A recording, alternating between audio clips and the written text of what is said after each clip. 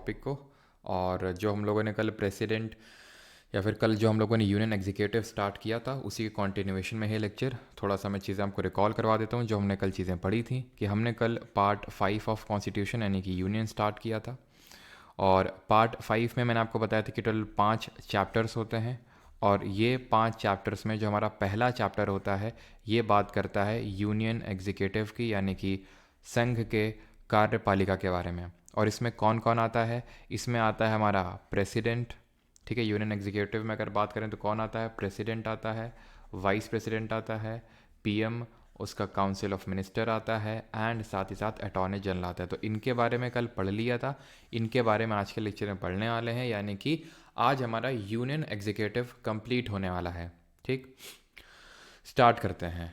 सबसे पहले prime minister and council of ministers. तो चलिए शुरू करते हैं।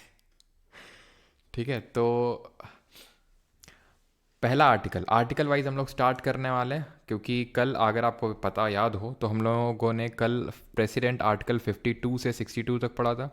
देन हमने 63 से प्रेसिडेंट वाइस प्रेसिडेंट के बारे में स्टार्ट किया था और आर्टिकल नंबर 72 तक गए थे, आई थिंक, है ना? हाँ, 72 तक गए थे। आज हम लोग करने वाले हैं आर्टिकल नंबर 74 से स्टार्ट। ठीक है, अब आप बोलेंगे कि सर 73 कहाँ पे गया, आर्टिकल नंबर 73 कहाँ उड़ गया?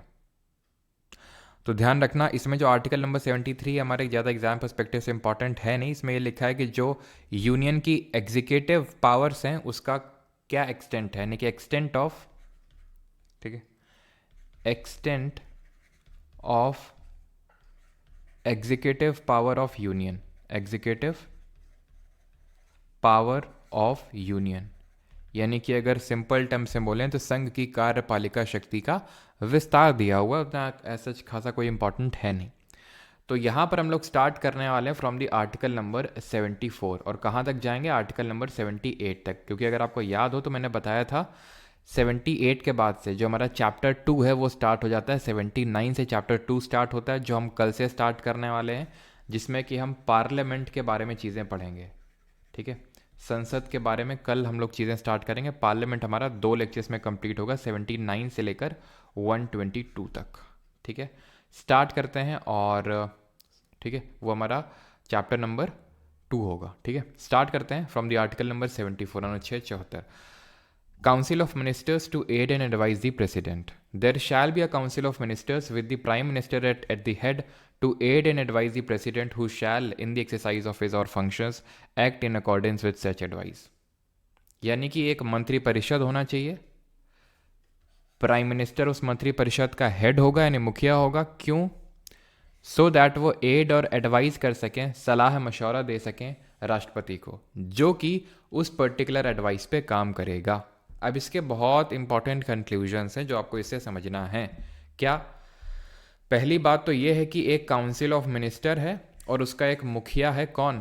प्रधानमंत्री। तो इससे एक बात ये साफ होती है कि जो प्रधानमंत्री है वो हेड ऑफ गवर्नमेंट है। ये चीज़ आपको कल भी मैंने अगर बताई थी, अगर आपको याद हो, कि जो प्राइम मिनिस्टर होता है वो रियल हेड होता है, क्योंकि वो हेड ऑफ गवर्नमेंट है, सरकार का हेड है। और सरकार वो है, काउंसिल ऑफ मिनिस्टर वो है जो प्रेसिडेंट को एडवाइस कर रहे हैं और प्रेसिडेंट उसी एडवाइस पे काम करेगा। यानी कि ये कोई मान लेते हैं मशीन है ये, ठीक है, ये मशीन तभी चलेगी जब, फॉर एग्जांपल मान लेते हैं कि ये मशीन तभी चलेगी जब ये कुछ लोग हैं उस मशीन को चलाएंगे और उनका जो मुखिया है वो ये है।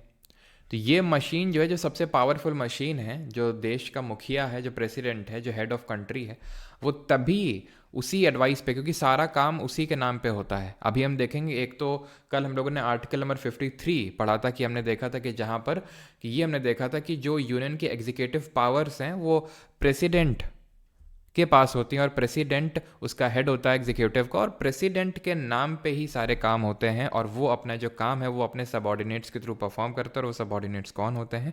Council of ministers, PM and council of ministers. तो ऑब्वियस ये बात है कि मेन पावर किसके हाथ में हुई? इस बंदे के हाथ में। यानी कि इसीलिए इसको प्राइम मिनिस्टर को रियल हेड बोलते हैं और प्रेसिडेंट को क्या बोलते हैं? नॉमिनल या टाइटलर हेड। उस चीज़ को मैं फिर से यहाँ पे लिख देता हूँ, रियल हेड या फिर डी फैक्टो हेड बोलते हैं इसको। ठीक है, डी फैक्टो हेड। वहीं अगर हम बात करें प्रेसिडेंट की, दैट इज राष्ट्रपति की, तो जो प्रेसिडेंट होता है वो हेड ऑफ कंट्री होता है and he is the nominal और टाइटलर हेड। नॉमिनल या टाइटलर हेड का मतलब है कि वो सिर्फ नाम का हेड है, उसके पास एक्चुअल जो पावर्स हैं, रियल पावर्स, वो नहीं है। तो इसीलिए इसको हम डी ज्यूरे हेड बोलते हैं।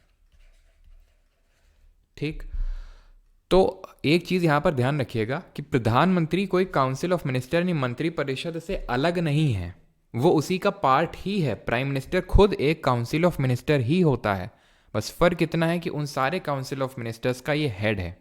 जैसे कि क्लास का जो मॉनिटर होता है वो क्लास का ही कोई स्टूडेंट ही तो होता है, बस वो होता है कि वो मॉनिटर होता है, हेड होता है एक तरह से। दूसरी चीज वो ये है कि क्या ये जो एडवाइस दी जाएगी प्रेसिडेंट को by the prime minister and his council of minister, क्या वो एडवाइस बाइंडिंग होगी? Is the advice binding? क्या ये जो सलाह मशवरा दिया जाएगा राष्ट्रपति को, क्या ये उस पर बाध्य होगा या नहीं? आंसर ये है कि पहले तो ये बाध्य होता था पूरी तरह से कि भाई जो अगर बोला जाएगा प्रेसिडेंट को वो करना पड़ेगा, उसके पास कोई चारा नहीं है कि वो उस एडवाइस को दोबारा भेज सके। लेकिन 44th कॉन्स्टिट्यूशनल अमेंडमेंट जो हुआ था, 44वां संविधान संशोधन 1978 में, 1978 में, उसने क्या किया? उसने बोला कि प्रेसिडेंट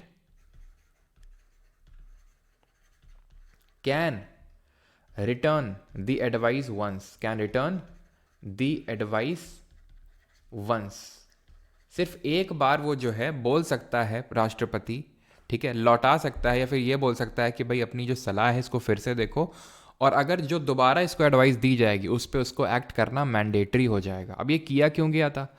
बिकॉज आपको पता होगा 1975 के टाइम पे इमरजेंसी आपातकाल लगाई गई थी इंदिरा गांधी के द्वारा, और ढेरों अमेंडमेंट किए गए, 42nd अमेंडमेंट और ये सारी चीज़ें, और बिना राष्ट्रपति के पूछे उछे ऐसे इमरजेंसी लगवा दी गई। तो इस वजह से 44th जब गवर्नमेंट चेंज हुई, 44th कॉन्स्टिट्यूशनल अमेंडमेंट किया उन्होंने, और ये चीज़ बोली कि अभी प्रेसिडेंट एक बार एडवाइस को लौटा सकता है, रिटर्न कर सकता है, लेकिन जो रिकन्सिडर्ड एडवाइस मिलेगी प्रेसिडेंट को, दोबारा आएगी, वो बाइंडिंग नेचर की होगी। तो सर हमें क्या मानना है, बाइंडिंग है नहीं है? तो इन अ नटशेल बाइंडिंग है एडवाइस, और स्पेसिफिकली मैंने बता दिया 44th अमेंडमेंट ने क्या चीज़ किया। आते हैं अगले आर्टिकल पे, अगले अनुच्छेद पे, और वो है अनुच्छेद नंबर 75, 75। तो पहला समझ गए कि जो आपका एक मंत्री परिषद होगा जिसका कि मुखिया कौन होगा? प्रधानमंत्री, और वो किसको एडवाइस करेंगे, किसको सलाह देंगे? राष्ट्रपति को, और वो सलाह राष्ट्रपति को माननी होगी, उसी एडवाइस पे काम करेगा। 75 में ध्यान रखिएगा टोटल 6 क्लॉजेज हैं। कितने क्लॉज हैं? 6। ये पहला है, ये दूसरा है, ये तीसरा है, ये चौथा है, और आगे 2 हैं। पहला क्लॉज बोलता है प्रधानमंत्री, that is prime minister, shall be appointed by president and the other minister shall be appointed by president on the advice of prime minister. तो रिसेंटली आपने देखा होगा जो हमारी 18th लोकसभा, 18वीं लोकसभा का गठन हुआ, तो किस तरह से प्रधानमंत्री मोदी ने सबसे पहले यहाँ पर ओथ या फिर शपथ, इनको मतलब एक तरह से शपथ ली और इनको अपॉइंट किया गया, किसके द्वारा? प्रेसिडेंट के द्वारा, ठीक है, लिया था। और उसके बाद बारी बारी करके सारे काउंसिल ऑफ मिनिस्टर आए थे। तो ये ऑफिशियली माना जाता है कि भाई वो जो लोग अपॉइंट हो रहे हैं वो कर तो प्रेसिडेंट रहा है, लेकिन वो प्रधानमंत्री की मतलब उन्होंने एडवाइस किया है प्रेसिडेंट को उन लोगों को अपॉइंट करने के लिए, तब हो रहे हैं। यानी कि जब prime Minister is appointed by president and other minister shall be appointed by president only on the advice of prime minister. ऐसा नहीं है कि प्रेसिडेंट किसी को भी अपने मन से अपॉइंट कर देगा एज मिनिस्टर। अब आपको ये लगेगा कि सर जो जीत के आए हैं चुनाव, है ना, सिर्फ वही तो मिनिस्टर अपॉइंट हो सकते हैं, कोई और थोड़ी ना हो जाएगा काउंसिल ऑफ मिनिस्टर, कोई और भी हो सकता है। जी हाँ, अगर कोई, जैसे फॉर एग्जांपल आप हो, ठीक है, मोदी जी अगर आपको चाहें तो मिनिस्टर बना सकते हैं, बिल्कुल बना सकते हैं, भले आपने कोई अभी चुनाव नहीं जीता है, लेकिन कैसे वो भी देखेंगे। The minister shall hold office during the pleasure of the president. और तीसरा क्लॉज क्या है? The council of minister shall be collectively responsible to the house of people. House of people का मतलब कल भी मैंने बताया था, लोकसभा होता है। तो दूसरा क्लॉज ये बोल रहा है कि जो और पहला वाला क्लॉज में चलो भाई मैं आपको थोड़ा सा यहाँ पर कुछ अमेंडमेंट्स हुए तो उसके बारे में भी आपको बताऊंगा, लेकिन पहले हम दूसरे और तीसरे क्लॉज को थोड़ा सा समझ लेते हैं। तो दूसरा क्लॉज बोलता है कि जो मंत्री हैं यानी कि प्रधानमंत्री और उनका जो मंत्री परिषद वो राष्ट्रपति के प्रसाद पर्यंत पद धारण करते हैं। अब ये कौन सा प्लेजर है जो प्रेसिडेंट को ये लोग देते हैं और तभी तक ऑफिस होल्ड करते हैं? I again repeat, the ministers, जिसमें प्राइम मिनिस्टर भी आता है, शैल hold office during the pleasure of president. क्या इसका मतलब ये है कि प्रेसिडेंट प्राइम मिनिस्टर और उनके काउंसिल ऑफ मिनिस्टर को कभी भी हटा सकता है? क्योंकि ये जो स्पेसिफिक टर्म है प्लेजर ऑफ प्रेसिडेंट, ये सिर्फ आपको यहीं पे देखने को नहीं मिलेगा। अभी हम अगले ही आर्टिकल में अटॉर्नी जनरल के बारे में पढ़ेंगे, वहां पे भी देखने को मिलेगा। जब गवर्नर यानी राज्यपाल के बारे में पढ़ेंगे तो वहां पे भी देखने को मिलेगा। तो ये प्लेजर ऑफ द प्रेसिडेंट का मतलब क्या होता है? प्लेजर ऑफ प्रेसिडेंट का मतलब होता है वो काम अपने डिस्क्रिशन पे कर सकता है, अपने मर्जी पे कर सकता है। अब अपने मर्जी पे कर सकता है तो क्या इसका मतलब है कभी भी हटा सकता है Prime minister council of minister को? ऐसा भी नहीं है। तो घुमा फिरा के ये समझ लो तुम कि संविधान की किताब में, कॉन्स्टिट्यूशन की बुक में प्लेजर ऑफ प्रेसिडेंट वहां वहां पे लिखा हुआ है जहां जहां पे उस पर्टिकुलर ऑफिस का रिमूवल का प्रोसीजर मेंशन नहीं है। जैसे कि आपको कहीं पे भी कॉन्स्टिट्यूशन में ये नहीं लिखा हुआ दिखेगा कि भाई प्राइम मिनिस्टर को कैसे हटाया जाए। जैसे कि प्रेसिडेंट को लिखा था ना, कल हमने देखा था किस तरह से उसका इम्पीचमेंट होता है, किस तरह से पहले रेजोल्यूशन मूव किया जाता है, 1/4 मेंबर उसको साइन करेंगे, देन वहाँ पर 2/3 की जो मेंबरशिप है वो लोग साइन करेंगे, यानी कि स्पेशल मेजोरिटी चाहिए, तब जाके वो हटता है। ऐसे जजेस की बात करें तो उनका भी पूरा रिमूवल का प्रोसीजर मेंशन्ड है कि कैसे कैसे वो उनको हटाया जाएगा। तो इसलिए वहाँ पर प्लेजर चीज़ को मेंशन नहीं किया गया। लेकिन जहाँ जहाँ पर जिस भी कॉन्स्टिट्यूशनल पोजीशन पे ये उसके रिमूवल का प्रोसीजर नहीं मेंशन्ड है कि कैसे उसको किस तरह से हटाया जाएगा, वहाँ वहाँ पर प्लेजर ऑफ प्रेसिडेंट मेंशन्ड है। ध्यान रहेगी इतनी बात। तो इस चीज़ को हम बोलते हैं, इसी चीज़ को हम इनडायरेक्टली बोल देते हैं कि the ministers are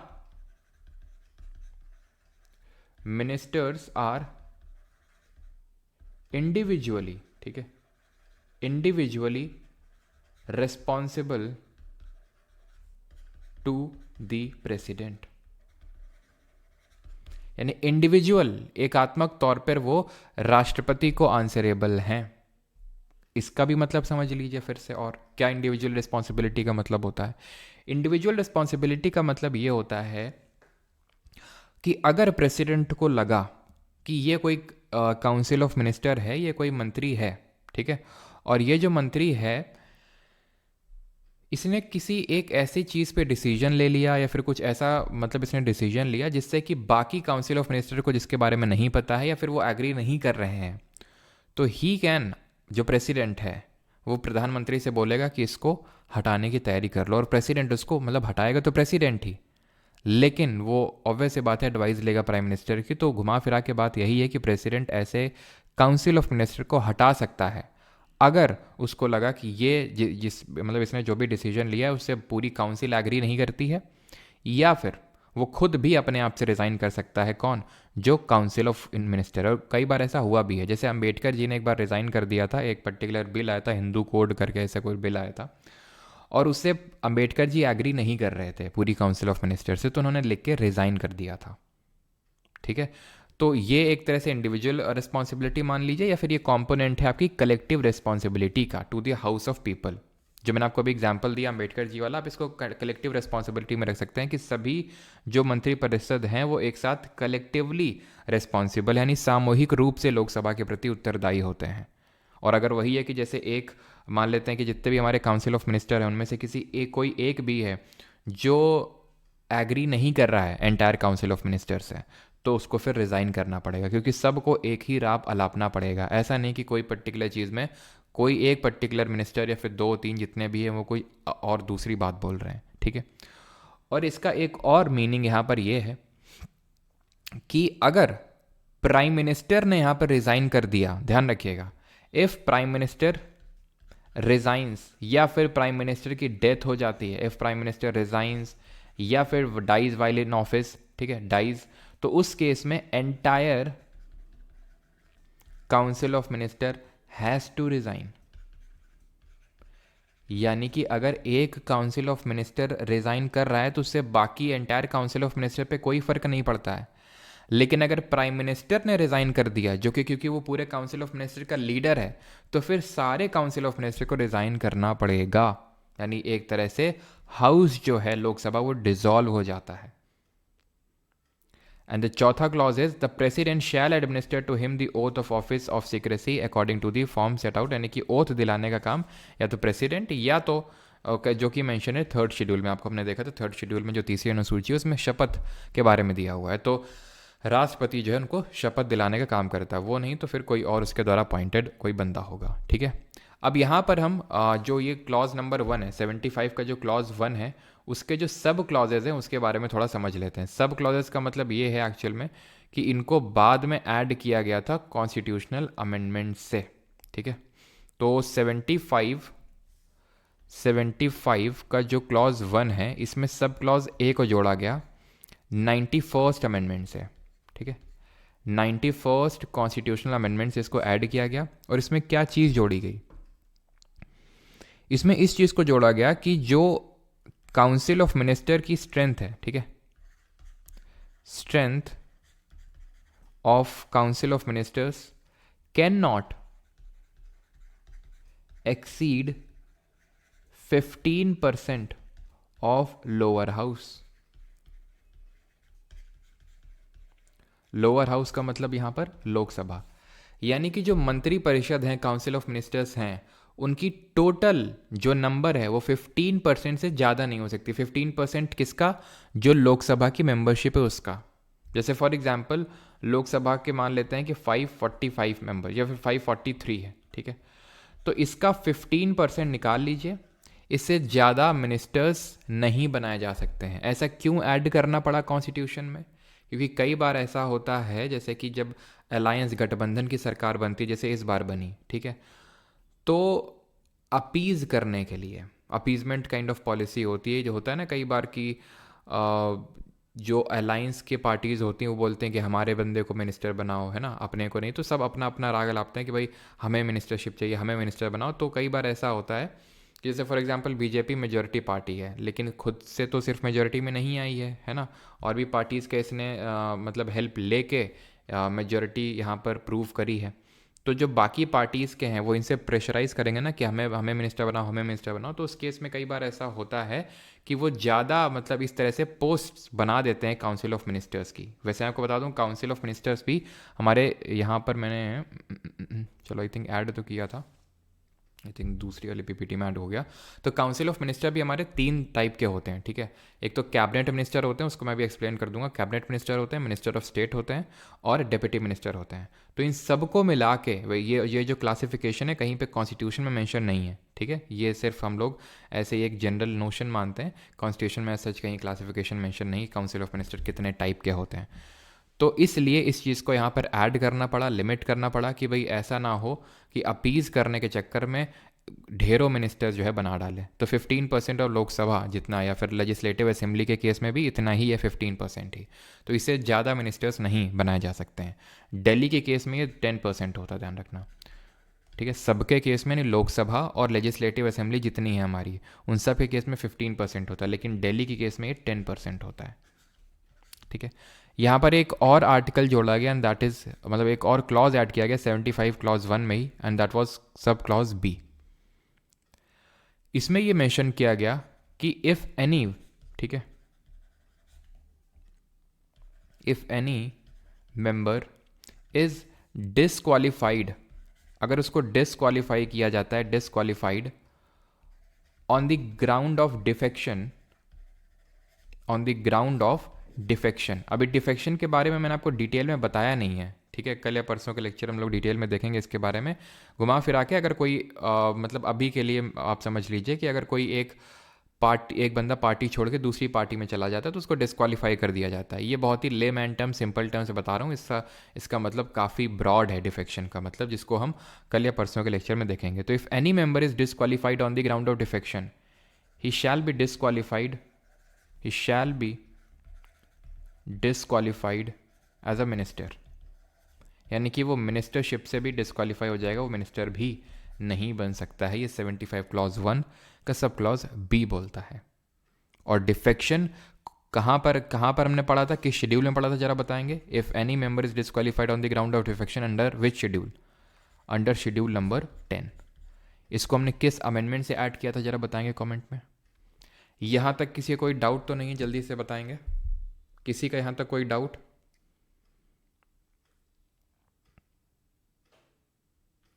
Bhanu Singh, आज आपको वीडियो मिल जाएगा दोपहर 2 बजे तक, ठीक है। आई थिंक लगा भी होगा प्रीमियर पे, आप देख सकते हैं।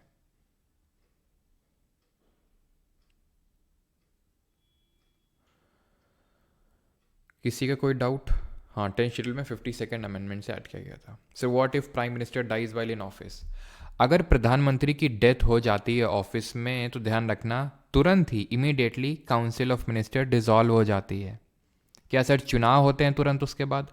चुनाव हो, ज़रूरी नहीं है। कई बार ऐसा होता है कि जो leader of the majority party होता है उसी को प्राइम मिनिस्टर अपॉइंट कर देता है प्रेसिडेंट, और वो फिर सरकार कंटिन्यू रहती है। या फिर अगर उसके पास मेजॉरिटी नहीं है तो जिसके पास मेजॉरिटी है, ठीक है, जिसके पास मेजॉरिटी है, जैसे फॉर एग्जांपल ये केस उसमें भी लागू होगा कि अगर मान लो कि आम चुनाव हुए, जनरल इलेक्शंस हुए, और उसके तुरंत बाद किसी भी पार्टी को मेजॉरिटी नहीं मिली, जैसे कि अभी चुनाव हुए थे और मान लो किसी को मेजॉरिटी ना मिलती, तो फिर क्या किया जाता? उस केस में प्रेसिडेंट, ठीक है, बोलता कि आप आपस में कोलिशन बना लो, ठीक है, जो भी गठन बनाना है अपना बना लो, और 1 महीने के अंदर, अभी तो हम आपको प्राइम मिनिस्टर अपॉइंट किए देते हैं, काउंसिल ऑफ मिनिस्टर सब गठन करवा देते हैं, लेकिन 1 महीने के अंदर आपको मेजॉरिटी प्रूव करनी होगी लोकसभा में।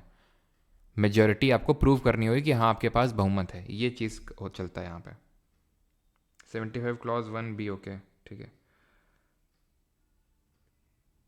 नीतीश चाचा को क्यों नहीं हटाया मिस्टर राज जी? मैं वही बता रहा हूँ आपको, डिटेल में जब वहाँ पर पढ़ाऊँगा तो एक मर्जर का एक्सेप्शन होता है इसी में, उसके बारे में आपको बताऊँगा वहाँ पे। क्योंकि वहाँ की जो असेंबली है वो काफ़ी छोटी है अश्विनी, इसलिए वहाँ पे 10% रखा गया है। डिप्टी प्राइम मिनिस्टर या वाइस प्राइम मिनिस्टर नहीं होता है, एज सच कॉन्स्टिट्यूशन में कोई पोजीशन नहीं है कहीं पे भी डिप्टी प्राइम मिनिस्टर या वाइस प्राइम मिनिस्टर करके कहीं पे भी मेंशन नहीं है। जनरली डिप्टी प्राइम मिनिस्टर ऐसे हम बोल देते हैं, है ना, जैसे लाल कृष्ण आडवाणी को बोलते थे। तो होता ये है कि जैसे मान लो कि प्राइम मिनिस्टर ये नहीं रहे, अगर डेथ हो गई, कुछ हो गया, तो फिर उनके केस में कौन प्राइम मिनिस्टर बनेगा? तो इसलिए होता है, एक जनरल नोशन होता है, एज सच कहीं कॉन्स्टिट्यूशन में वो चीज़ मेंशन नहीं है। क्या चीज़? 75 क्लॉज 1B। इसका मतलब ये होता है कि अगर कोई डिफेक्शन के ग्राउंड में डिस्क्वालीफाई होता है तो वो मिनिस्टर भी नहीं बन सकता, मिनिस्टरशिप भी उसकी चली जाएगी। अगर आपको डिफेक्शन नहीं पल्ले पड़ रहा है, या तो आपने वो शेड्यूल वाली क्लास नहीं देखी थी, और नहीं देखी तो अब कल समझ लीजिएगा, कल या परसों में मैं आपको डिफेक्शन अच्छे से पढ़ाऊँगा, तो वहाँ पर वो चीज़ समझ में आ जाएगी, ठीक है। तो पहला क्लॉज ध्यान रखना है, क्या है? अपॉइंटमेंट। दूसरा इंडिविजुअल रिस्पॉन्सिबिलिटी। तीसरा कलेक्टिव रिस्पॉन्सिबिलिटी। और चौथा ओथ। अभी आते हैं 5वें क्लॉज पे। A prime minister who for any period of 6 consecutive months is not a member of either house of parliament shall at the expiration of that period cease to be a minister। अब इसके कई सारे मतलब हैं, कई सारे तो नहीं, लेकिन हाँ 2 मतलब है इंपॉर्टेंट। एक तो पहला मतलब, जैसे भी आप समझना चाहें, कि अगर 6 महीने तक कोई भी मिनिस्टर नहीं कोई भी अगर मिनिस्टर हाउस का मेंबर नहीं रहेगा लगातार 6 महीने तक, तो उसकी मिनिस्टरशिप चली जाएगी। अब आपको ऐसे समझ नहीं आया होगा, मैं आपको दूसरे तरीके से समझाता हूँ। इसका मतलब ये है कि जैसे अभी मैं आपको बता रहा था कि अगर आप चुनाव नहीं भी जीते हैं और मोदी जी मान लेते हैं कि आपको मंत्री बनाना चाहते हैं, मंत्री पद देना चाहते हैं, तो बिल्कुल दे सकते हैं, बिल्कुल आप मंत्री बन सकते हैं बिना किसी हाउस का मेंबर हुए। जी हाँ, जैसे कि एस जयशंकर का जी का मैं आपको एग्जाम्पल देता हूँ, जो अभी करंट में क्या है, हमारे एक्सटर्नल अफेयर्स मिनिस्टर हैं, विदेश मंत्री हैं। जब इनको मिनिस्टर बनाया गया था तो ये किसी भी हाउस के मेंबर नहीं थे। फिर बीजेपी ने इनको राज्यसभा से मतलब बीजेपी ने गुजरात से इनको राज्यसभा का मेंबर बना दिया 6 महीने के अंदर। मिनिस्टर हैं, लेकिन अगर 6 महीने के अंदर ही किसी भी हाउस का मेंबर ना बन पाते, लोकसभा के तो खैर चुनाव होते हैं तभी आप लोकसभा के मेंबर बन पाते हो, बाकी राज्यसभा का भी अगर आप मेंबर ना बन पाए 6 महीने के अंदर, तो आपका जो मंत्री पद है वो चला जाएगा। यानी कि कोई भी मिनिस्टर बन सकता है without being a member of either house of parliament for maximum 6 months. अब शायद आपको समझ में आ गया होगा। 6वां और आखिरी क्लॉज है, दी सैलरी और अलाउंस ऑफ जो मिनिस्टर है shall be such as Parliament में from time to time by law determine. यानी कि उतना भत्ता और उतना सैलरी उनको मिलेगा जो पार्लियामेंट जो हमारी एक तरह से जो संसद है वो डिसाइड करेगी as specified in the second schedule. Clear. अभी आ जाए हम आर्टिकल नंबर 76, जो बात किसकी करता है, जो बात करता है अटॉर्नी जनरल की, यानी कि महान्यायवादी की। ठीक है,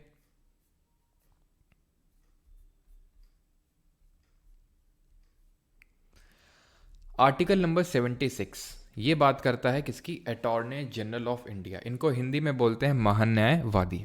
ठीक है, यस, ध्यान रखिएगा इस चीज़ को।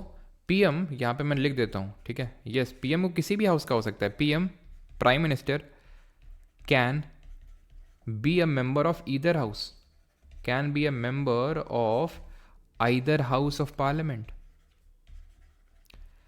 ये मत सोचिएगा कि सिर्फ जो प्रधानमंत्री है वो लोकसभा का ही मेंबर हो सकता है, ऐसा नहीं है। वो किसी भी हाउस का मेंबर हो सकता है। यहाँ तक यहाँ को बताता हूँ, जैसे कि आपके जो मनमोहन सिंह थे, इंदिरा गांधी थी। ठीक है, इंदिरा गांधी हो गए, ये आपके एच.डी. देवेगौड़ा हो गए।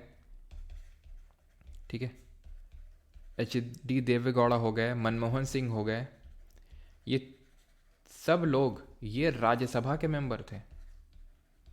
वैसे यूजुअली तो लोकसभा का ही मेंबर होता है जो प्रधानमंत्री होता है। क्यों होता है? क्योंकि जो अभी हम देखेंगे अविश्वास प्रस्ताव एक पारित होता है। अभी जानबूझ के मैंने यहाँ पर आपको 75 क्लॉज 3 में वो नो कॉन्फिडेंस मोशन के बारे में नहीं बताया, जिसको अविश्वास प्रस्ताव बोलते हैं। क्योंकि कलेक्टिव रिस्पॉन्सिबिलिटी का मतलब यही होता है कि अगर आप कलेक्टिव रिस्पॉन्सिबल नहीं है और नो कॉन्फिडेंस मोशन पास हो गया, अविश्वास प्रस्ताव, और वो तभी पास हो पाएगा जब इसका मतलब ये है कि आपके पास बहुमत नहीं है, तो आपको रिज़ाइन करना पड़ता है। तो वो हम no confidence motion, censure motion के बारे में आगे पढ़ेंगे।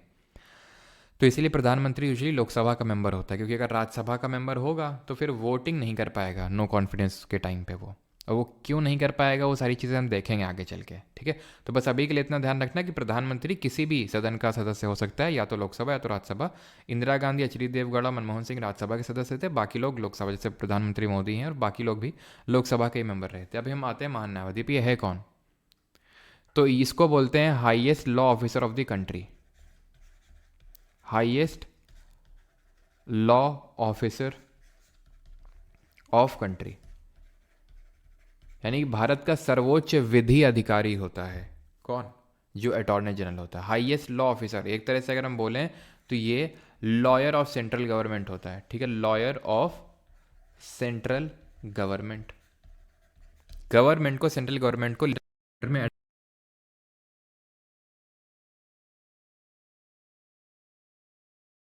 क्या है? The president shall appoint a person who is qualified to be appointed as a judge of Supreme Court to be Attorney General of India। यानी कि पहली बात तो नियुक्ति कौन करता है? राष्ट्रपति। जिस तरह प्रधानमंत्री और मंत्रिपरिषद की नियुक्ति कौन कर रहा था? राष्ट्रपति। और किसको अपॉइंट करेगा? मतलब ऐसे किसी को भी अपॉइंट नहीं कर सकता है। उसकी जो क्वालिफिकेशन होनी चाहिए, दैट शुड बी अ जज of supreme court. President shell appoint a person who is qualified to be appointed as a जज of the supreme court to be attorney general for India. दूसरे clause में duty लिखी हुई है कि इसकी duty होती है to give advice to the government of India upon such legal matters as government में आस्क फ्रॉम हिम। तो लीगल मैटर्स, जो विधिक मामले हैं, उसमें एडवाइस देने का काम जो होता है वो होता है किसका? इसका अटॉर्नी जनरल का। ठीक है, क्लियर। थर्ड क्लॉज है attorney general shall have right. और एक चीज़ कि नोट्स में, जो लोग नोट्स अपने सामने खोल रखे होंगे, तो हो सकता है कि उस पर्टिकुलर जगह पे जहाँ पर पीएम काउंसिल ऑफ मिनिस्टर ये चीज़ ना लिखी हो, बिकॉज इसको मैंने पिछली बार जो कॉन्स्टिट्यूशनल बॉडीज़ वाला पूरा चैप्टर है वहाँ पर इसको अलग से करवाया था। ठीक है, जो कि अभी मैं यहीं पे करवा रहा हूँ। तो attorney general have right of audience in all courts in the territory of India. तीसरा क्लॉज ये बोलता है कि इसके पास राइट ऑफ ऑडियंस है, यानी कि ये किसी भी कोर्ट में खुद को मतलब खुद को इन द सेंस खुद को as a in the behalf of government of India represent कर सकता है इन एनी कोर्ट और in all the court in the territory, within the territory of India. और चौथा और आखिरी क्लॉज है, that is attorney general shall hold office during the pleasure of president. तो यहाँ पर भी क्या लिखा हुआ है कि जो महान्यायवादी है वो राष्ट्रपति के प्रसाद पर्यंत पद धारण करता है, and shall receive such remuneration as the president में डिटरमाइन। और कितना भत्ता मिलेगा? जितना राष्ट्रपति निर्धारण करेगा। यहाँ पर ऐसा कुछ नहीं लिखा हुआ है कि 5 साल तक रहेगा या फिर 65 साल की उम्र तक रहेगा, ऐसा कुछ नहीं लिखा है। राष्ट्रपति के प्रसाद पर्यंत पद धारण करेगा। यूजुअली होता ये है कि जो सेंट्रल गवर्नमेंट आती है नई, तो वो अपने मन मुताबिक जो उनको अच्छा लगता है अटॉर्नी जनरल उसको चुन लेता है। जैसे फॉर एग्जांपल कल को आएगी यूपीए गवर्नमेंट, मान लेते हैं कांग्रेस आ जाती है, तो वो जनरली क्या करेगी, अपने मनपसंद का अटॉर्नी जनरल से नहीं, इस पे भी क्वेश्चन आ चुका है कि भाई क्या अगर नई गवर्नमेंट आती है तो क्या पुरानी गवर्नमेंट के साथ इसको अटॉर्नी जनरल को भी रिज़ाइन करना पड़ता है क्या? तो ऐसा कुछ नहीं होता है।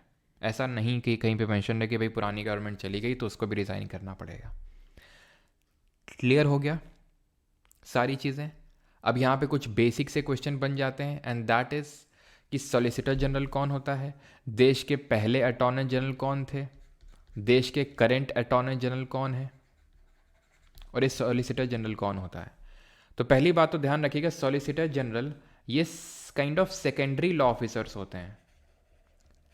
सेकेंडरी लॉ ऑफिसर्स होते हैं कंट्री के, जो असिस्ट करते हैं, असिस्ट अटॉर्नी जनरल, यानी महान्यायवादी को असिस्ट करने का, उसकी सहायता करने का काम होता है सॉलिसिटर जनरल का।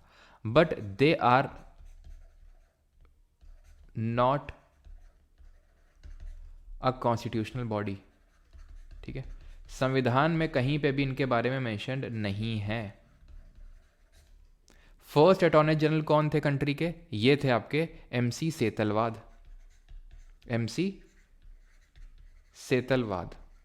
और करंट में कौन है? करंट में है आर वेंकट रमनी। क्लियर? और जो एमसी सेतलवाद थे फर्स्ट अटॉर्नी जनरल, जो कि हमारे पहले लॉ कमीशन के चेयरमैन भी थे, ये लॉन्गेस्ट सर्विंग भी थे। He was the longest serving. ठीक है, लॉन्गेस्ट सर्विंग भी थे ये। और करंट में वॉइस अटक रही है, साउंड बफरिंग कर रहा है, एक सेकंड रुकना।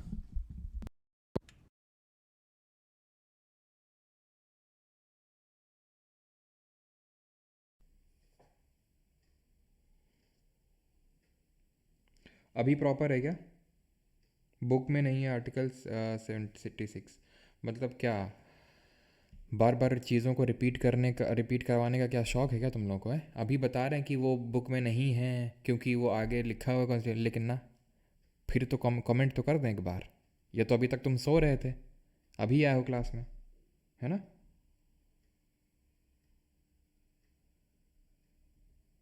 Now is clear, okay okay okay, ठीक है।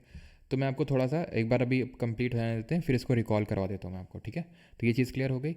एडवोकेट जनरल कौन होता है? तो एडवोकेट जनरल ये होता है highest law officer of state. ये होता है highest law officer of state. जैसे कि एडवोकेट अटॉर्नी जनरल होता है सेंट्रल गवर्नमेंट का एक वकील होता है, जो उसको सेंट्रल गवर्नमेंट के सारे केसेस और सारी चीज़ें लड़ेगा, सेंट्रल गवर्नमेंट को रिप्रेजेंट करेगा सारी कोर्ट्स में। उसी तरह जो स्टेट गवर्नमेंट होती हैं, यूपी, एमपी, हरियाणा, केरल, महाराष्ट्र, ये सब जो स्टेट हैं, इनका खुद का एक एडवोकेट जनरल होता है। सर अभी तो सॉलिसिटर जनरल तुषार मेहता है, ठीक है, तुषार मेहता। बाकी ये तो पूछता नहीं है शायद, लेकिन अगर पूछ ले तो तुषार मेहता है, ठीक है। तो highest law officer of state होता है। क्या ये सर कॉन्स्टिट्यूशनल बॉडी है? जी हाँ, ये कॉन्स्टिट्यूशनल बॉडी है। किस आर्टिकल में है? 165, अनुच्छेद नंबर 165 में। अब क्योंकि ये हम लोगों ने पढ़ा तो लगे हाथ, इसीलिए मैंने आपको ये चीज़ ये भी यहाँ पे लगे हाथ बता दी कि भाई जो हमारा एडवोकेट जनरल होता है वो आर्टिकल नंबर 165 में है, और आपको ये पार्ट नंबर 6 ऑफ कॉन्स्टिट्यूशन में आता है, जो हम पार्ट 5 के बाद स्टार्ट करेंगे, ठीक है। बता मैंने अभी इसलिए दिया क्योंकि आपको आसानी से समझ में आ जाएगा, बस इसलिए। बाकी तो वहाँ पर भी एक बार मैं आपको अभी बताऊँगा कि किस तरह से सारे आर्टिकल्स आपको जो पार्ट 6 के हैं वो याद करने हैं। वो आसानी से याद हो जाएंगे, आपको उसको चिंता लेने की ज़रूरत नहीं है, चिंता करने की ज़रूरत नहीं है, ठीक है। चेंजेस क्या होंगे? जैसे 165 की अगर बात करें तो इसका पहला क्लॉज क्या होगा? जैसे कि यहाँ पर क्या लिखा था, अपॉइंट कौन कर रहा था? प्रेसिडेंट। यहाँ पर कौन अपॉइंट करेगा? यहाँ पर अपॉइंट करेगा गवर्नर, ठीक है, अपॉइंटेड बाय गवर्नर। और यहाँ पर क्या लिखा था? हु शैल बी, मतलब who shell be qualified to be appointed as a जज of supreme court, shell be qualified to be appointed as a जज ऑफ हाई कोर्ट हो जाएगा, simple. Shell be qualified to be appointed as a जज of high court. Simple, ठीक है। दूसरे वाले में क्या लिखा होगा? ड्यूटी लिखी होगी। जैसे यहाँ पर लिखा हुआ था ना कि ड्यूटी क्या होगी कि सेंट्रल गवर्नमेंट को लीगल मैटर्स में एडवाइस करना है, तो वहाँ पर स्टेट गवर्नमेंट को लीगल मैटर्स पे एडवाइस करना है, ठीक है। और ये वाला जो क्लॉज है ना वो वहाँ पे नहीं है कि ही has right of audience in all courts, क्योंकि वो तो उस पर्टिकुलर स्टेट का है ना। अब भाई अटॉर्नी जनरल तो पूरे देश के हैं, तो किसी भी स्टेट की हाई कोर्ट कहीं पे भी जा सकते हैं पूरे देश में, लेकिन वो एडवोकेट तो वहीं पे ही एक तरह से वो उसी पर्टिकुलर स्टेट में ही असाइन होगा। तो इसलिए तीसरा क्लॉज उसमें नहीं है, मतलब तीसरा क्लॉज है लेकिन तीसरा क्लॉज वाली चीज़ अटॉर्नी जनरल वाली नहीं है। इसका तीसरा क्लॉज में वो आखिरी जो फोर्थ क्लॉज में इसमें लिखा हुआ है वो चीज़ है कि ये प्लेजर ऑफ गवर्नर तक ऑफिस में रहेगा, ठीक है। प्लेजर ऑफ गवर्नर तक ऑफिस में रहेगा, ठीक है ना। अरे यार ये चीज़ें मैंने ऐड करी थी इसमें, रुक जाना, ठीक है थोड़ा सा।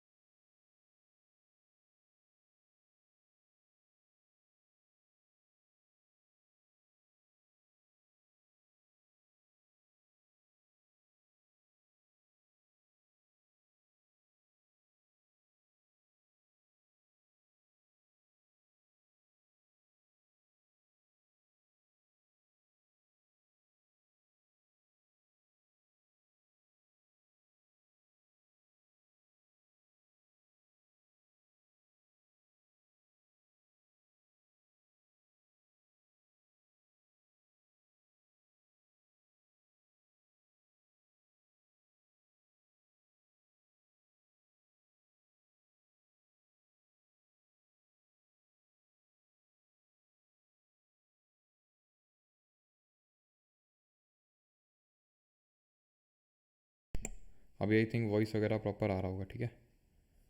चलो, तो इसमें दो चीज़ें ध्यान रखना, ठीक है, रिगार्डिंग दी अटॉर्नी जनरल, ठीक है। पॉइंट्स टू रिमेंबर,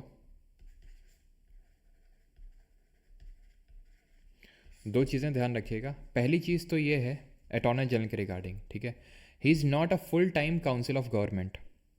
जो हमारा अटॉर्नी जनरल होता है, जो महान्यायवादी होता है, वो फुल टाइम काउंसिल नहीं होता है गवर्नमेंट का। ऐसा नहीं है कि भाई एक बार गवर्नमेंट के लिए उसने गवर्नमेंट को रिप्रेजेंट कर दिया तो उसके बाद वो कहीं पर भी प्राइवेट प्रैक्टिस नहीं कर सकता है।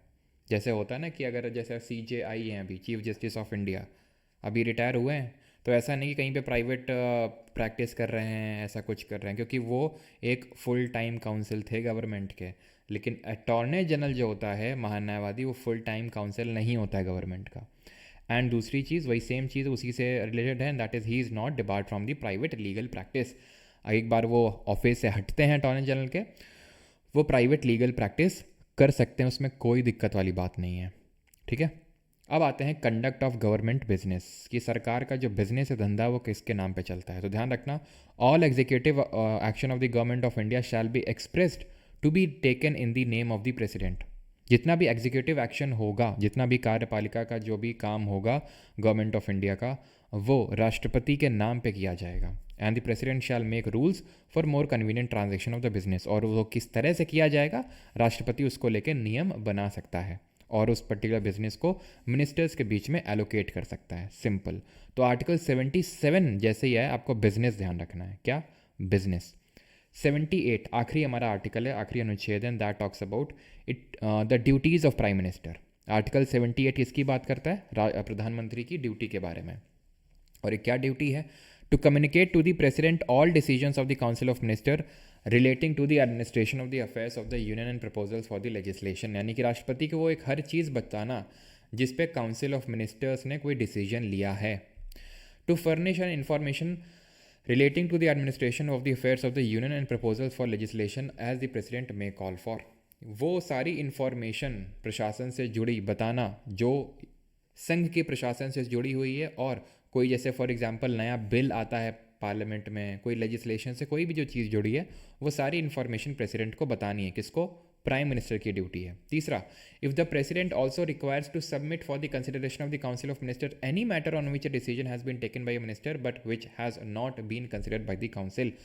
किसी मैटर पे एक मिनिस्टर ने डिसीजन ले लिया लेकिन बाकी के जो मंत्री हैं उनको उसके बारे में पता ही नहीं है, तो उस चीज़ के संबंध में राष्ट्रपति बोल सकता है कि आप कंसिडरेशन कुछ मतलब डिपॉजिट करो, हमारे डिपॉजिट इन द सेंस कि हमें बताओ उसके बारे में क्या चीज़ पे डिसीजन लिया उस मिनिस्टर ने और वो क्यों बाकी लोगों को नहीं पता है, और उस चीज़ को बाकी लोगों से कम्युनिकेट करो जो बाकी के काउंसिल ऑफ मिनिस्टर हैं।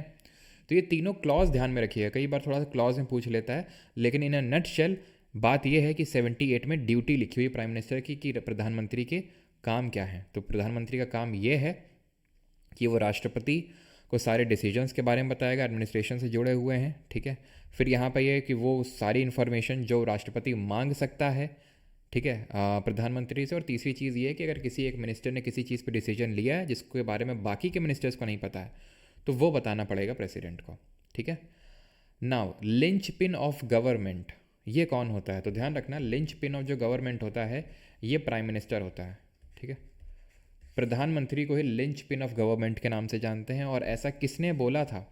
इसने बोला था, ये किसने बोला था? ऐसा बोला था प्रधानमंत्री जो जवाहरलाल नेहरू थे, उन्होंने, कि जो प्राइम मिनिस्टर ऑफ इंडिया है he is the lynch pin of government. अब लिंच पिन का मतलब क्या है?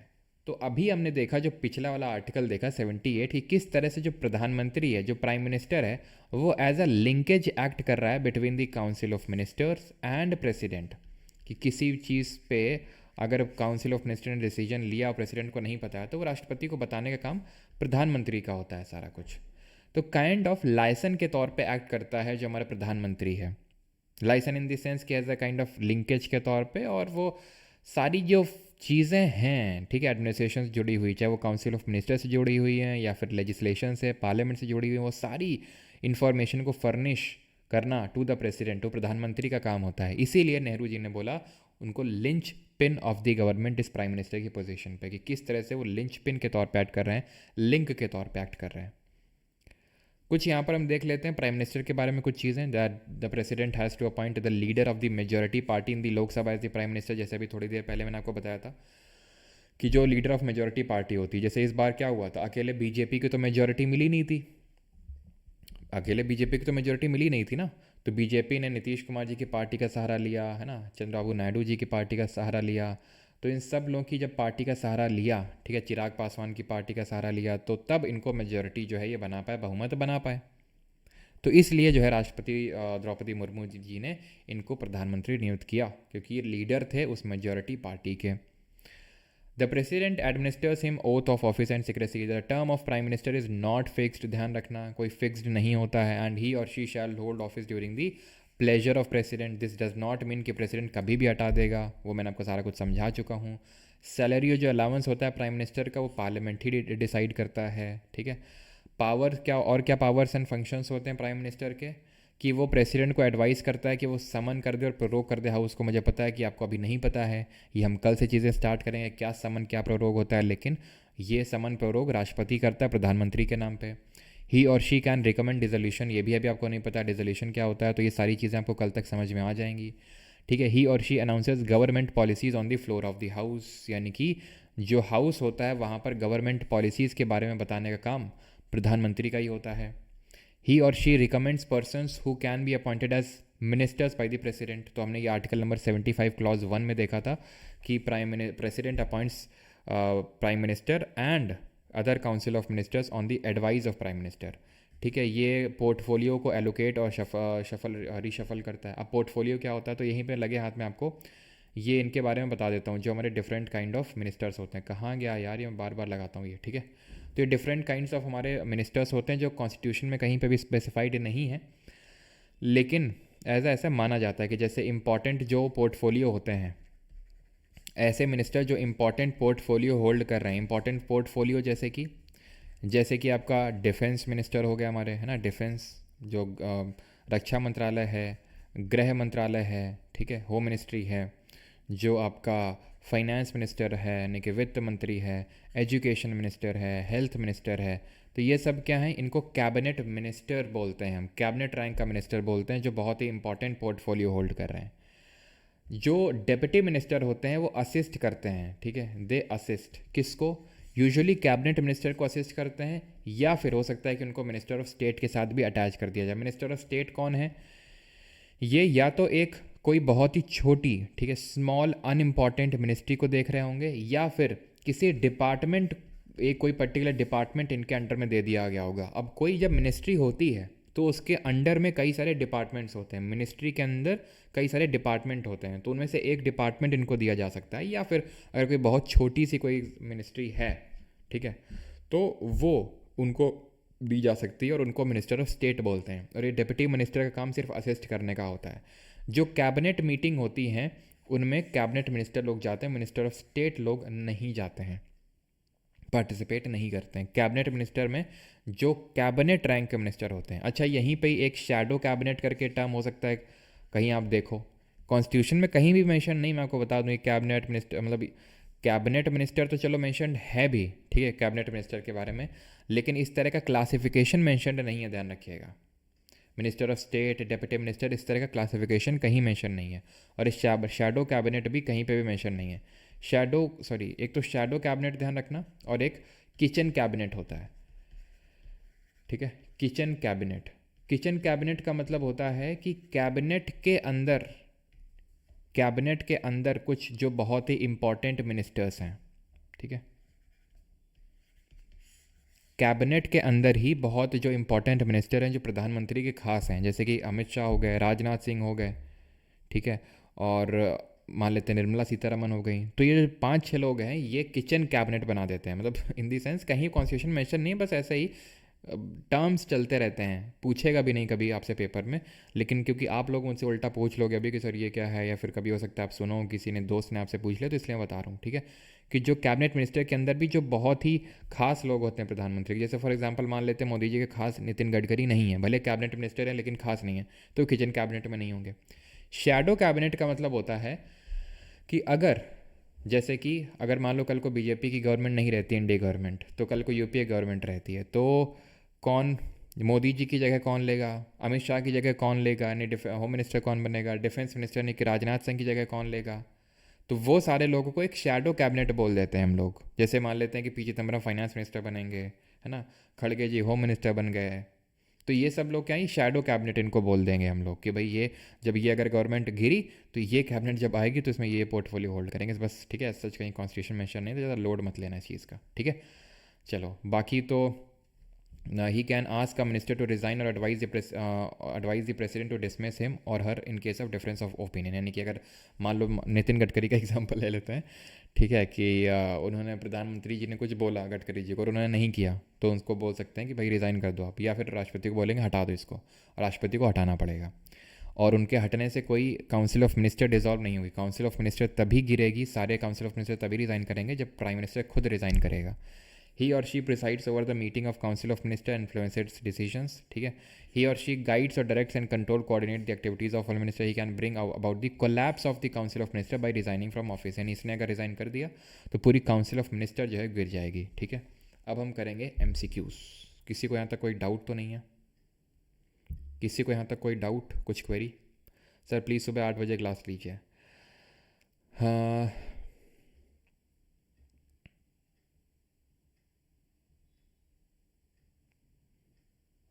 रॉन जी बिल्कुल बन सकता है, बिल्कुल।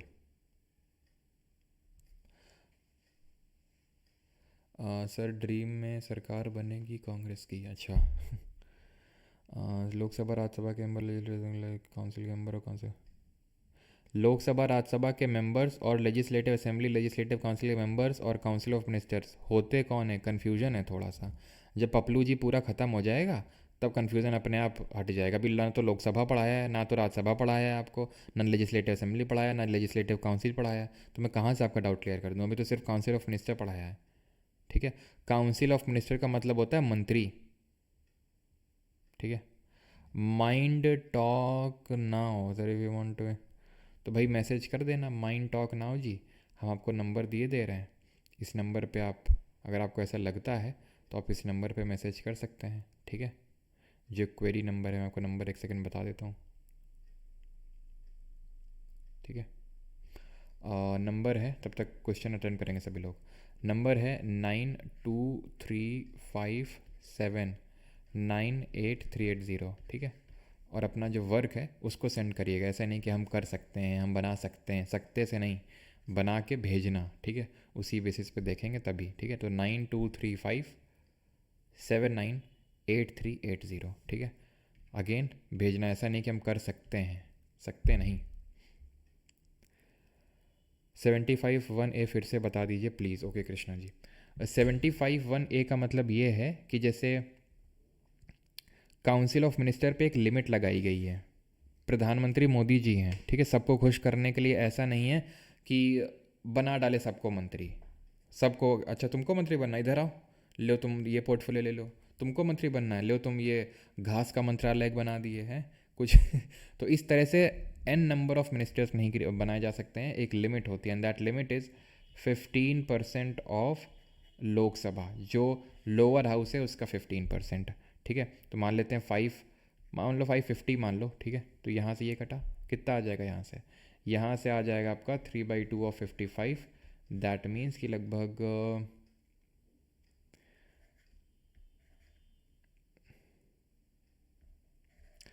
वही 84-85। तो एक लिमिट है, ठीक है, लिमिट रख दिया गया है यहाँ पे। चलो, तो not a correct description of union cabinet, it is a part of cabinet parliament, ठीक है। कौन सा डिस्क्रिप्शन नहीं है, बिल्कुल पार्ट है पार्लियामेंट का, रेस्पॉन्सिबल है पार्लियामेंट को, remains in power till it enjoys the confidence in parliament, a person from outside the parliament can never be appointed as a member of the cabinet, बिल्कुल गलत है। हमने देखा था 75 का कौन सा क्लॉज था, क्लॉज 1 किसकी बात कर रहा था, अपॉइंटमेंट की। क्लॉज 2 किसकी बात कर रहा था, ठीक है, अपॉइंटमेंट की, इंडिविजुअल रिस्पॉन्सिबिलिटी, कलेक्टिव रिस्पॉन्सिबिलिटी। चौथा बात कर रहा था किसकी, चौथा बात कर रहा था कि ओथ की इनकी, ठीक है। और पांचवा बात कर रहा था कि कोई भी मेंबर हो सकता है बिना किसी, मतलब कोई मिनिस्टर बन सकता है बिना किसी हाउस का मेंबर हुए, कब तक, कब तक हो सकता है, मैक्सिमम 6 महीने तक हो सकता है, ठीक है। उसके अंदर अंदर उसको लेना पड़ेगा किसी हाउस की मेंबरशिप को। Which of the following article of the Constitution of India requires the Prime Minister of India to furnish information related to the decisions of the Council of Ministers to the President of India? Requires the Prime Minister of India to furnish information related to the decisions of the Council of Ministers to the President of India. Answer 78, simple. Duties of prime minister, जो मैंने आपको linkage वाली बात बताई थी। 75 क्या है, there shall be a council of minister with the prime minister as its head to aid and advise the president who shall act in such advice. 75 में जो 6 क्लॉज होते हैं वो हमने देखे।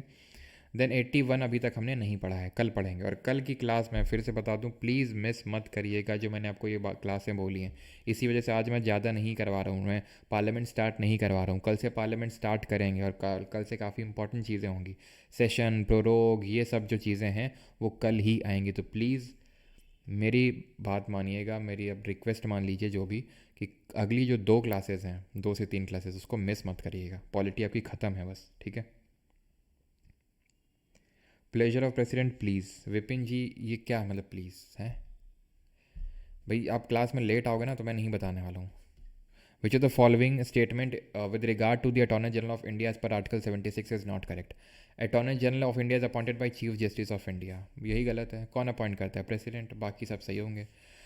शैल be qualified to be appointed the जज of supreme court, ठीक है। He has right to audience in all court, shall hold office during the pleasure of president of India. ये कौन सा क्लॉज है, 76 का, ये क्लॉज 4 है, ठीक है।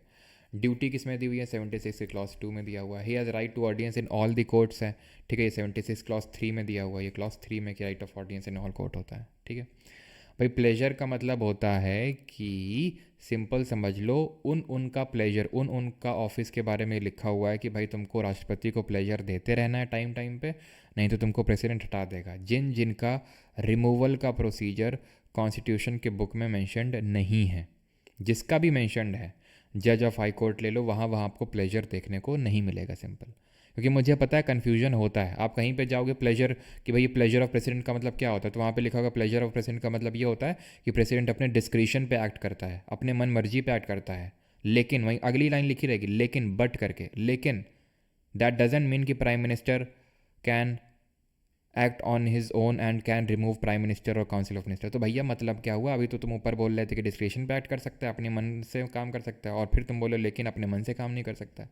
गजब का कंट्राडिक्शन है ये तो घुमा फिरा के तुम इसीलिए मेरी बात तुम समझो कि जिसका भी रिमूवल का प्रोसीजर नहीं है मेंशन्ड कॉन्स्टिट्यूशन में, उसके लिए प्लेजर ऑफ प्रेसिडेंट डाल दिया गया है कॉन्स्टिट्यूशन में। कभी मतलब तुमसे भी नहीं पूछेगा, क्योंकि मतलब डिफाइंड ही नहीं है कॉन्स्टिट्यूशन में कहीं पे भी।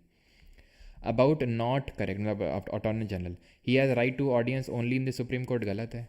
इन ऑल द कोर्ट है, यही तो हमारा 76 का कौन सा क्लॉज बोलता है? थर्ड। उतना पैसा मिलेगा जितना राष्ट्रपति डिसाइड करेगा। He shall be qualified to be appointed as a जज ऑफ द सुप्रीम कोर्ट। अरे यार यहाँ पे काफ़ी सारी चीज़ें मैं एक सेकंड रुको यार, यहाँ पे देखो मैंने दूसरी स्लाइड आई थिंक बना रखी थी और उसमें ये चीज़ें थी, ठीक है, ये भी मुझे आपको पढ़ानी है, ठीक है, थोड़ा सा देख लीजिएगा कि जो हमारे list of prime ministers of India, ये हमारे प्रधानमंत्री रहे हैं, ठीक है, जल्दी से बताएंगे कि नरेंद्र मोदी जी हमारे कौन से नंबर के प्राइम मिनिस्टर। अब यहाँ पे क्या क्या तरह के क्वेश्चंस आपसे पूछता है कि शॉर्टेस्ट सर्विंग कौन थे, लॉन्गेस्ट सर्विंग कौन है, ठीक है। तो लॉन्गेस्ट सर्विंग प्राइम मिनिस्टर कौन है कंट्री के?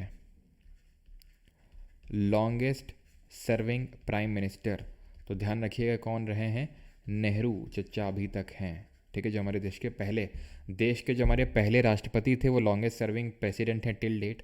जो हमारे देश के पहले उपराष्ट्रपति थे वो लॉन्गेस्ट सर्विंग उपराष्ट्रपति यानी वाइस प्रेसिडेंट हैं, और देश के जो पहले प्रधानमंत्री थे वो लॉन्गेस्ट सर्विंग प्राइम मिनिस्टर भी रहे। कितने साल तक? 16 साल और 286 दिन तक ये रहे हैं, ठीक है। मोदी जी अगर अपना जब तीसरा टर्म कंप्लीट कर लेंगे तब वो 15 साल उनके पूरे होंगे, तब भी वो ये क्रॉस नहीं कर पाएंगे। जब वो इसके बाद फिर से मतलब अपना टर्म ये कंप्लीट कर लेंगे, ठीक है, क्योंकि ये भी तो होता है ना कि बीच में ही उनका टर्म चला जाए, यानी उनके खिलाफ अविश्वास प्रस्ताव पारित हो जाए, उनकी सरकार गिर जाए। जैसे मैं आपको बताता हूँ, वीपी सिंह को ले लीजिए, यानी विश्वनाथ प्रताप सिंह जी को, ठीक है, वीपी सिंह हो गए, एच डी देवेगौड़ा हो गए, ठीक है, एच डी देवेगौड़ा हो गए, अटल बिहारी वाजपेयी हो गए। ये जितने लोग हैं इन सब के खिलाफ नो कॉन्फिडेंस मोशन पारित हुआ है और इनकी सरकार गिरी है। नो कॉन्फिडेंस मोशन तो बहुत पारित हुए हैं। पहला नो कॉन्फिडेंस मोशन अविश्वास प्रस्ताव नेहरू जी के खिलाफ ही आया था, जेबी कृपलानी लाए थे 1963 में, लेकिन सरकार नहीं गिरी थी क्योंकि वो पास नहीं हो पाया था। लेकिन वीपी सिंह हो गया, एच डी देवगौड़ा हो गया, अटल बिहारी वाजपेयी के खिलाफ तो ऐसा था कि 1996 में 1996 में 13 दिन ही हुए थे और इनके खिलाफ नो कॉन्फिडेंस मोशन पारित हो गया था और ये इनकी सरकार गिर गई थी। 1998 में फिर ये रिलेक्ट हो गया और फिर 13 महीने में, 13 से इनका बड़ा 13 का आंकड़ा था, 36 का आंकड़ा था इनका, ठीक है। तो 13 महीने में इनकी सरकार गिर गई, पहली बार 13 दिन में, फिर 13 महीने में इनकी सरकार गिर गई थी, ठीक है। ऐसे ही हमारे कुछ और शॉर्टेस्ट सर्विंग प्राइम मिनिस्टर रहे हैं, जैसे कि अगर मैं बात करूँ चौधरी चरण सिंह को ले लीजिए, ये 170 दिन तक रहे हैं, मात्र 170 डेज तक। चंद्रशेखर जी को ले लीजिए, ठीक है, चंद्रशेखर ये 7 महीने तक रहे, 7 मंथ्स, ठीक है, 7 मंथ्स तक रहे। वीपी सिंह की अगर बात करेंगे ये 11 महीने रहे, ठीक है। एच डी देवेगौड़ा की अगर बात करेंगे 10 महीने रहे ये। तो ये one of the shortest serving में रहे हैं। जैसे कि हमारे चौधरी चरण सिंह सिर्फ 170 दिन, अटल बिहारी वाजपेयी सिर्फ 13 दिन, फिर एक बार 13 महीने। तो ये लिस्ट थोड़ा सा ध्यान में रखिएगा कौन किसके बाद कैसे क्या आया, ठीक है, क्लियर। आगे बढ़ जाएं, ठीक है। और यहाँ पर आपको दिख रहा होगा 2 साल तो सर इनके खिलाफ भी नो कॉन्फिडेंस मोशन पारित होकर ही आए होंगे। नहीं, ऐसा नहीं है, एक्चुअल में इनके खिलाफ नो कॉन्फिडेंस पारित नहीं हुआ था। इनकी खुद की जो पार्टी थी जनता पार्टी, उसी में ही इंटरनल स्ट्राइफ हो गए थे, जिसकी वजह से चरण सिंह को, जो चौधरी चरण सिंह को बना दिया गया था। ऐसा कोई नो कॉन्फिडेंस मोशन इनके खिलाफ पारित नहीं हुआ था। यहाँ पे क्या हुआ था, यहाँ पे 5 साल क्यों पूरे नहीं हो पाए, यहाँ क्यों 5 साल पूरे नहीं हो पाए? क्योंकि इन लोगों की डेथ हो गई थी वाइल बीइंग इन ऑफिस, ठीक है। तो शास्त्री जी की डेथ हुई थी, इनकी डेथ हुई थी ऑफिस में रहते हुए, इनकी भी डेथ हुई थी ऑफिस में ही रहते हुए, नेहरू जी की भी हुई थी, और राजीव गांधी जी की भी डेथ हो गई थी, ठीक है, इनकी भी डेथ हो गई थी while being the prime minister of the country, ठीक है।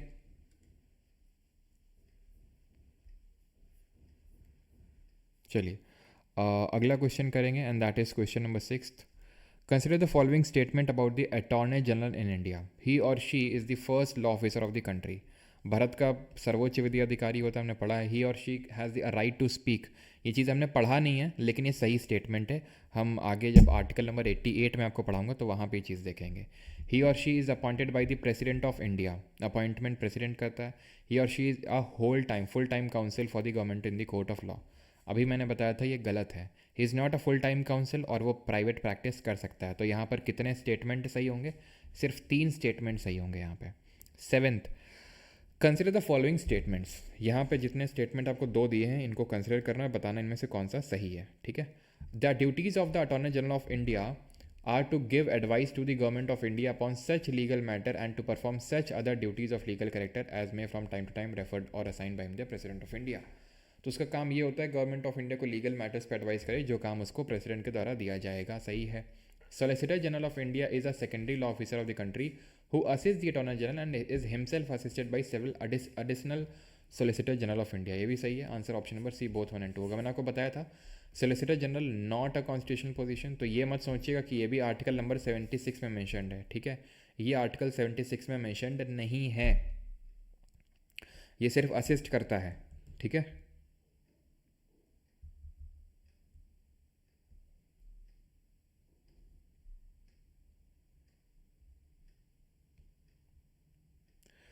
चलो, तो अभी हम यहाँ पर करने वाले हैं जो आपके एसएससी में क्वेश्चंस पूछे गए हैं। ठीक है, एसएससी में कौन कौन से क्वेश्चंस पूछे गए हैं। तो पहला क्वेश्चन ये आपकी स्क्रीन के सामने, that is which of the following article states that the prime minister should be appointed by the president. प्रधानमंत्री की नियुक्ति कौन करेगा? राष्ट्रपति करेगा। 75, 62, 71 या फिर 66। विच of the following article state that the prime minister should be appointed by president. 75 का जो क्लॉज 1 है वो बोलता है। 62 क्या बोलता है? 71 क्या बोलता है?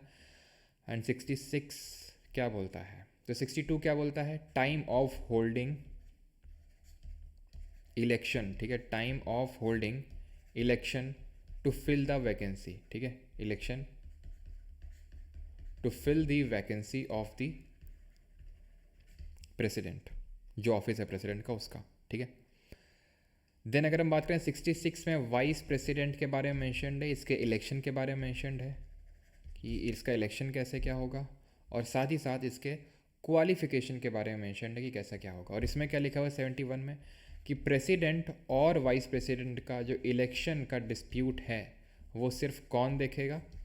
वो सिर्फ देखेगा आपका supreme court of India, Bharat का सर्वोच्च न्यायालय, यानी कि यहाँ पर उसके पास एक्सक्लूसिव जुरिस्डिक्शन होता है। ठीक है। अगला क्वेश्चन,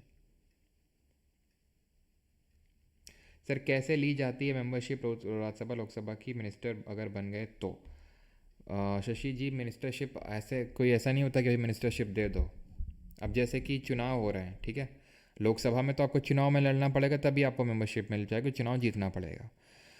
राज्यसभा में ऐसा होता है कि राज्यसभा में 2 तरीके हैं, या तो आप इलेक्ट होके आ जाइए, उस पर्टिकुलर जो लेजिस्लेटिव असेंबली के लोग हैं, विधानसभा के लोग हैं, वो आपको चुन के भेजते हैं। जैसे गुजरात की विधानसभा में ऑब्वियस से बात है बीजेपी के पास मेजॉरिटी है, तो वो जिसको चाहेंगे भेज देंगे। तो उन्होंने किसको भेज दिया? एस जयशंकर को। या फिर जैसे कि मान लेते हैं सुधा मूर्ति जी हैं, ठीक है, क्योंकि नॉमिनेट भी होते हैं ना, तो प्रेसिडेंट नॉमिनेट भी करता है कुछ मेंबर्स को पार्लियामेंट में।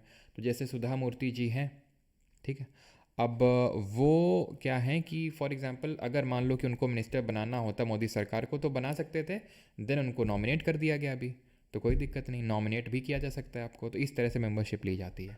विच of the following article of constitution of India mentions the following, there shall be a council of minister with the prime minister at the head to aid and advise the president. कौन सा बोलता है ये? 74, article 74। ठीक है।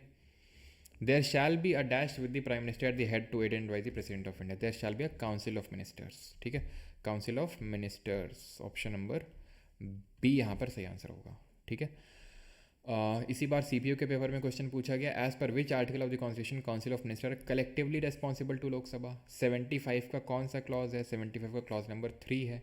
Clause number 1 में appointment, individual responsibility और collective responsibility किस में है? 3 में है। ठीक है।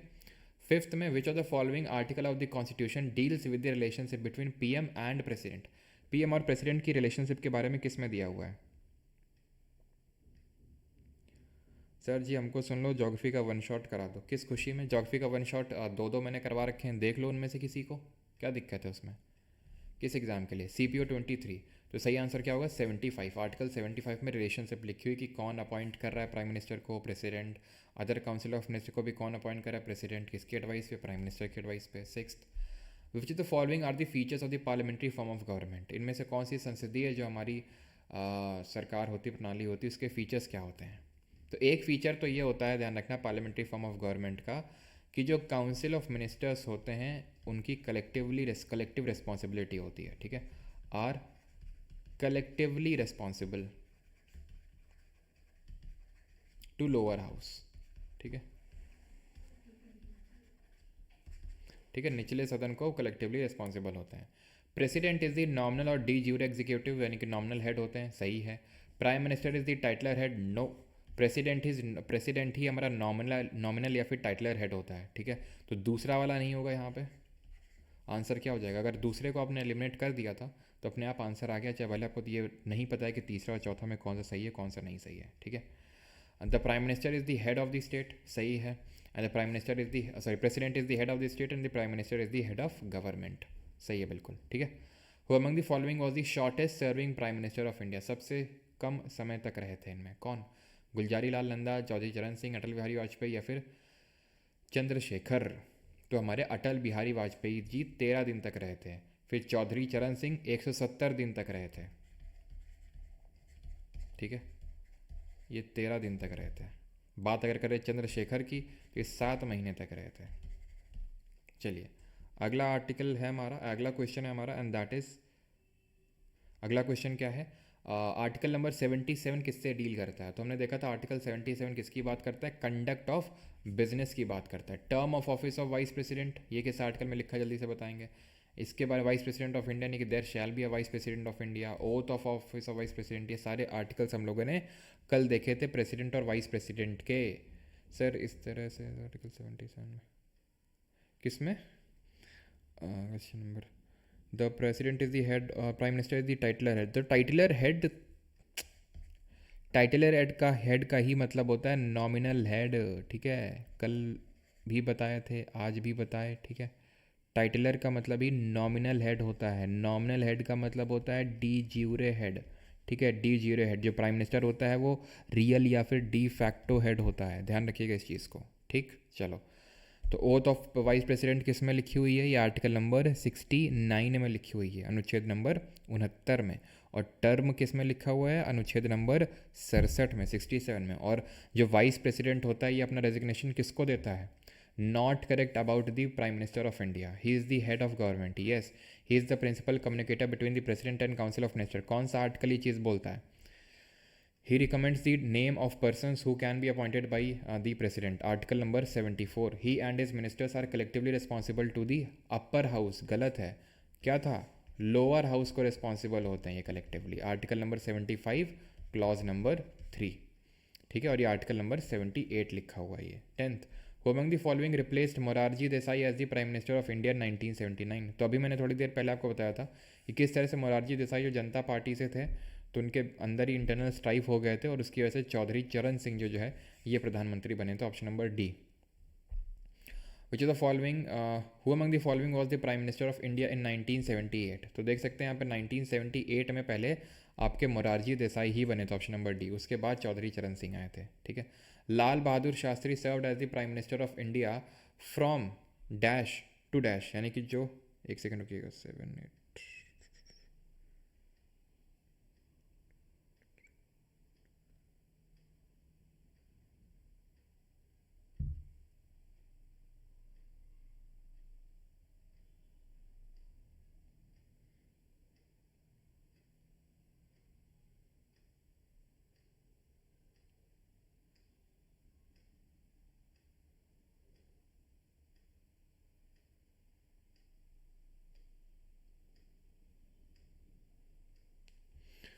चलो।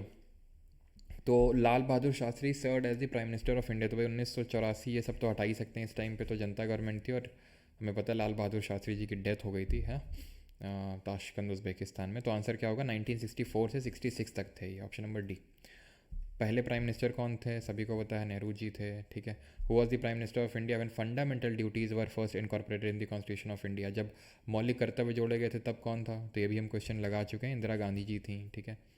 Who among the following served as the shortest tenure as the prime minister of India, सबसे शॉर्टेस्ट टेन्योर अगर बात करेंगे तो सबसे शॉर्टेस्ट टेन्योर इनमें से चंद्रशेखर 7 महीने थे,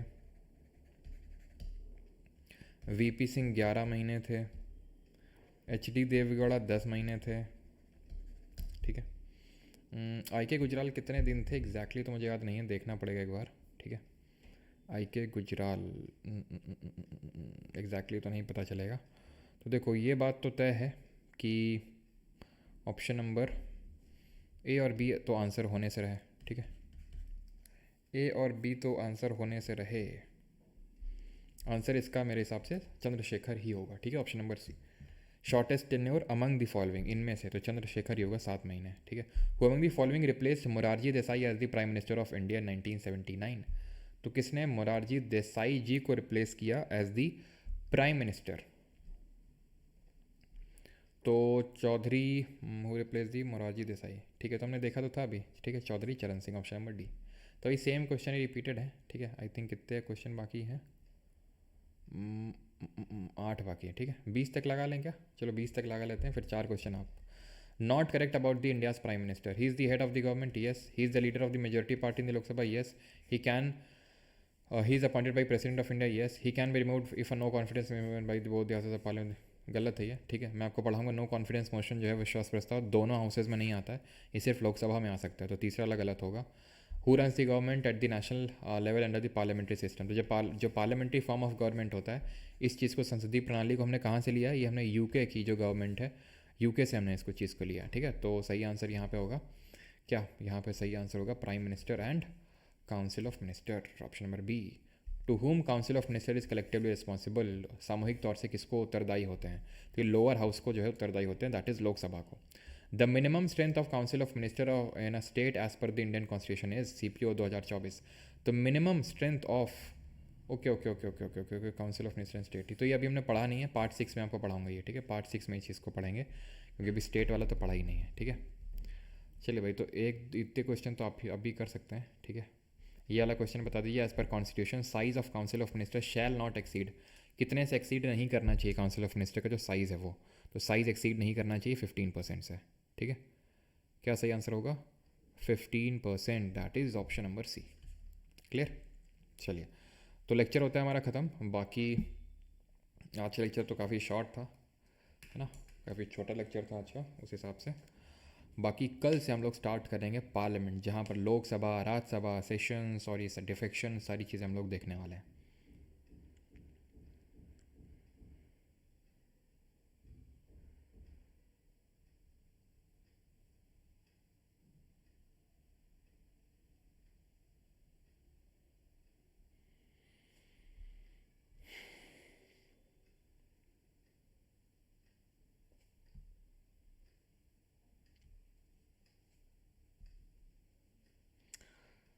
इतनी जल्दी, हाँ, जल्दी हो जाए तो भी दिक्कत, लेट हो तो भी दिक्कत, है ना। और आज आई थिंक कंप्यूटर का 1 शॉट शेड्यूल्ड है क्या, एक बार चेक कर लेता हूँ मैं। कंप्यूटर का 1 शॉट शेड्यूल्ड है, ठीक है, थ्रू PYQ, कल है, कल 8 बजे, ओके। कल 8 बजे से है कंप्यूटर का 1 शॉट।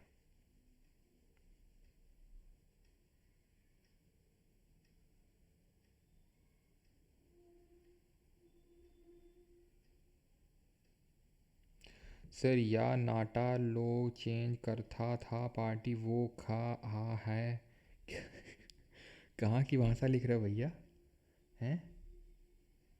स्टेनो के लिए आज आ जाएगा वीडियो, ठीक है, आज वीडियो मिल जाएगा आपको स्टेनो के लिए आज। सर क्या बाइंडिंग, क्या बाइंडिंग मीनिंग बोलो सर, राजू बोल दें, डरोगे तो नहीं। बाइंडिंग का मतलब होता है बाध्य है, मानना पड़ेगा उस एडवाइस को। बाइंडिंग का मतलब होता है बाध्य, मानना पड़ेगा।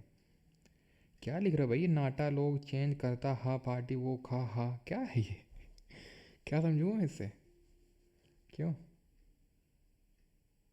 सर मोटिवेशन चाहिए आदर्श चौहान, अच्छा मोटिवेशन चाहिए क्या, कितने किलो चाहिए था जल्दी से बताओ। अच्छा, कल अपनी परसों की कल यहाँ परसों क्लास लिया था रेलवे वाला। जब पीवाई की सीरीज़ होता तो उसमें एक स्टूडेंट 100 रुपये के सुपर चार्ट करके बोल रहा है भाई साहब कि थोड़ा सा सर बेइज्जती कर दीजिए, मोटिवेशन मिल जाएगा। ज़्यादा बेइज्जती कर दी तो बोलने लगे सर 100 रुपये के हिसाब से ज़्यादा बेइज्जती हो गई। Neck rotation, Avik ji thank you. Articles के लिए क्या ना, बार बार आप रिपीटेडली क्वेश्चंस करेंगे तो वो धीरे धीरे वो भी आने लगेंगे। अभिनव शर्मा 7th में डाउट है। Shortest serving prime minister of India तो वाजपेयी जी थे, ठीक है। 13 दिन तक सरकार रही थी, उनके बाद होंगे आपके चौधरी चरण सिंह।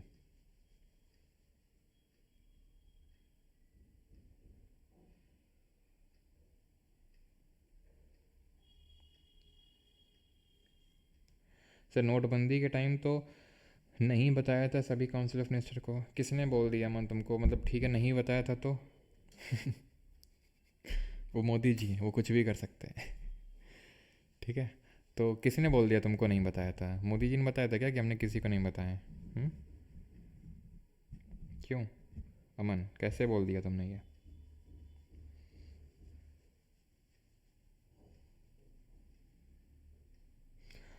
चंद्रशेखर बिल्कुल हो सकता है ऐसा कि अटॉर्नी जनरल, भाई अटॉर्नी जनरल किसी पार्टी का नहीं होता है, ठीक है, किसी पार्टी का नहीं होता है। बस होता ही है कि जैसे कि मुझे तुम पसंद हो, ठीक है, और तुम क्वालिफाइड हो टू बी अपॉइंटेड एज जज ऑफ सुप्रीम कोर्ट, तो मैं तुम्हें अटॉर्नी जनरल बना दूंगा कि भाई तुम मेरे लिए दिक्कत आगे पैदा ना करो। रिकॉर्डिंग ऑफ करनी, ठीक है।